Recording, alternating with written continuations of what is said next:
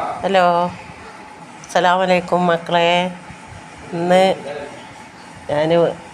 മൂന്നാമത്തെ നോമ്പാണ്. അപ്പം നോമ്പ് തുറക്കാൻ ഞങ്ങളിന്ന് ഉണ്ടാക്കണത് പിന്നെ പത്തിരി, പിന്നെ കടല കൊണ്ടൊരു കറി, പിന്നെ വെള്ളം കലക്കി സാധാരണത്തെ പോലെ തന്നെ. പിന്നെ അത് കഴിഞ്ഞാൽ ചോറുണ്ട്, ചോറ് കഴിക്കും. അപ്പോൾ കുറച്ച് പത്തിരി ഉണ്ടാക്കണം വിചാരിച്ചു. നോമ്പ് തുറന്ന് രണ്ടാമത്തെ വട്ടമാണ് ഇപ്പോൾ പത്തിരി ഉണ്ടാക്കണത്. ഒരു ദിവസം പുട്ടായിരുന്നു. ഇപ്പോൾ പത്തിരി ഉണ്ടാക്കി. ഇറച്ചിയൊന്നും മേടിച്ചില്ല.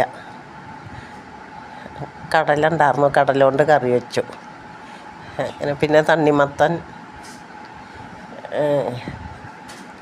കാരക്ക, അങ്ങനെയുള്ള എല്ലാ സാധനവും ഉണ്ട്. അതുകൊണ്ട് നോമ്പ് തുറന്നു. ഇനിയിപ്പോൾ അത്താഴത്തിന് ചോറ് വെച്ചിട്ടുണ്ട്. ചുരുക്കി ചെറുതായിട്ട്.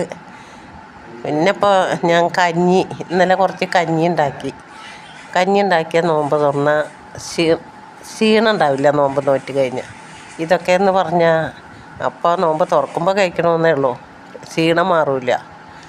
അപ്പോൾ പൊടിയരി വാങ്ങിക്കൊടുന്ന് കുറച്ച് കഞ്ഞി വയ്ക്കണം. അപ്പോൾ ഞാൻ അങ്ങനെ നോമ്പ് തുറക്കാം. അങ്ങനെ ഇന്നത്തെ